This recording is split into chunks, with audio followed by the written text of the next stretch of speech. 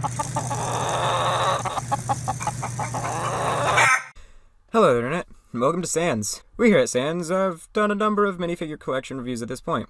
We still enjoy doing them, and with the vast sea of LEGO products out there, the task of collecting a small set or portion is an intimidating hurdle to say the least. We aren't here to get in all that deep stuff. Nah, that's for those Philosopher's Stone types out there.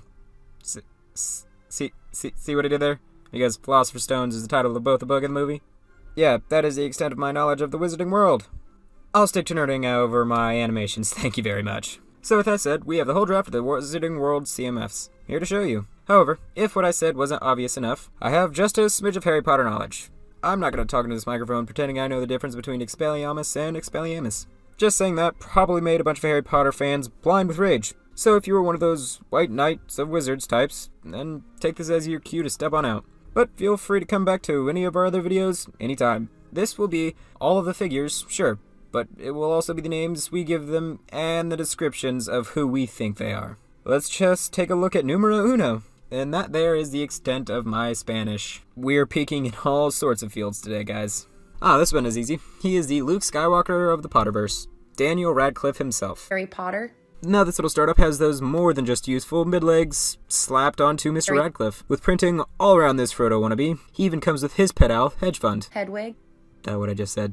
Next to the list, we have the ultimate male meathead fan crush, Emma Watson. Hermione Granger. Just like Cliff Rad back there, she also has bendable short legs with printing coming down the front, unlike Daniel R. Garfield. Crookshanks. Joins the cast and crew. Alright, I may be familiar with the last two actor names, but I don't know this one.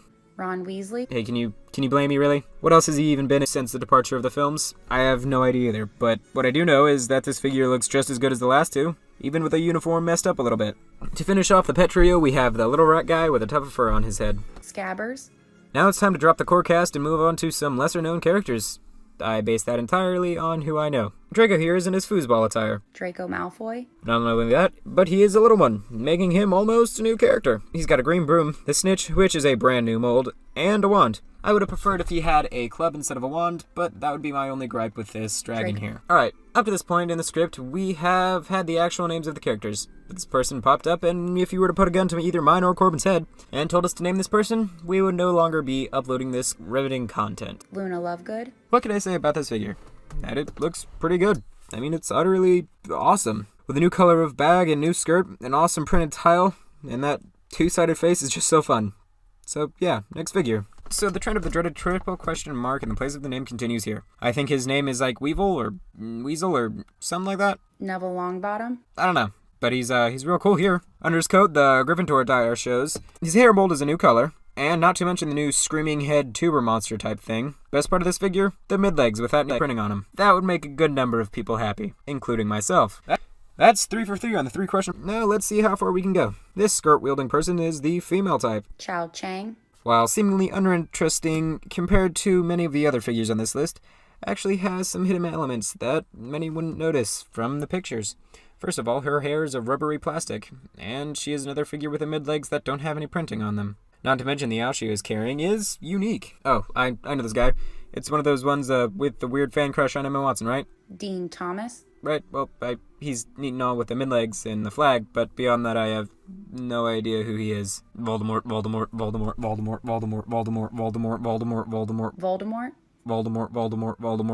Edgelord, giant snake. Nagini. Next up is Dobby, and he has been improved on in almost every way since the original incarnations. The head mold is much better than the older ones, and the short legs having 2 colors makes it much more immersive. Not to mention, the new book mold is being used with that print. Whew, spot on. What? Yeah, even we know about Dobby and the tragic events surrounding him. I mean, we're not monsters. Come on, give us some credit here. Now, we could have taken the easy route with this figure here, calling her a hippie or college professor type thing, but we're above that here at Sans. This arts and craft teacher from your elementary school, Professor Trelawney, looks so very good.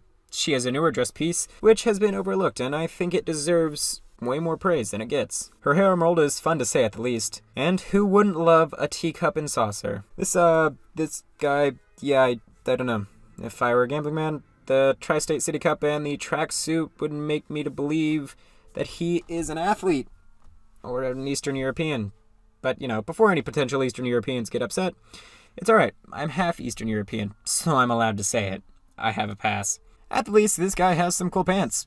Still don't know who he is, though. Cedric Diggory. But, whatever. As far as I know, this figure is based on a few things. 1, this character's short. 2, he teaches a music class. And 3, he is much more pleasing to look at than his brother, DC's Penguin. The more specific one, the 90s Danny DeVito one with the weird nose and hands. Professor Flitwick. Yeah, woohoo! Pretty Danny was the last one to have the 3 question marks in his name. Let's go Mudlick Matty. Mad Eye Moody. And way to break our unknowing knowledge. No, it looks really, really good, with the option of 2 different faces, and single-handedly the highest number of pieces out of any figure in this collection, dual molded legs with 2 colors, and the ability to have practically 2 different characters.